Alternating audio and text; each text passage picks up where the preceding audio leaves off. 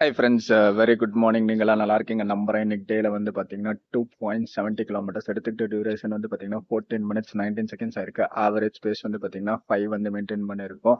இன்னைக்கு எக்ஸாக்டா ஒரு ரவுண்டா கம்ப்ளீட் பண்ணி முடிச்சுட்டு வந்து இருக்கோம். ரொம்ப முக்கியமா எல்லாத்தோட வாழ்க்கையிலுமே லைஃப்ல ஒரு ஸ்டேஜ் வரும், அது திரும்பவே வராது. அதுதான் நம்மளோட 20 வயசு. இந்த 20 வயசுல நம்ம நேரங்களை வேஸ்ட் பண்ணிருக்கோம்னு வச்சுக்கோங்களேன். பின்னாடி ரியலைஸ் பண்ணல இவ்வளவு நாட்கள் நம்ம வேஸ்ட் பண்ணிருக்கோம் அப்படின்னு சொல்லிட்டு ஃபீல் பண்ணோம்.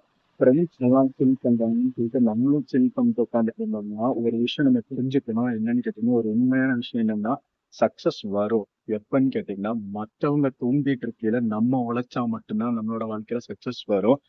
டெய்லி 3 மணி நேரம் நம்மளோட வாழ்க்கைக்காக ஒதுக்கணும். எப்படின்னு கேட்டுக்கிட்டீங்கன்னா, 1 மணி நேரம் வந்து செல்ஃப் இம்ப்ரூவ்மெண்ட், அடுத்த 1 மணி நேரம் வந்து பாத்தீங்கன்னா நம்மளுக்கான ஸ்கில் எது வேணும் அப்படிங்கறதுக்கு முடிவு பண்ணோம். மூணாவது வந்து பாத்தீங்கன்னா இன்னும் 1 மணி நேரம் வந்து பாத்தீங்கன்னா நம்ம ஒர்க் அவுட், நம்மளோட பாடிக்கான ஒர்க் அவுட். இதை வந்து கண்டினியூஸா வந்து ஒரு 2 வருஷம் நம்ம ஃபாலோ பண்ணா கம்ப்ளீட்டா மாத்துறதுக்கான வாய்ப்புகள் இருந்துட்டு இருக்கு.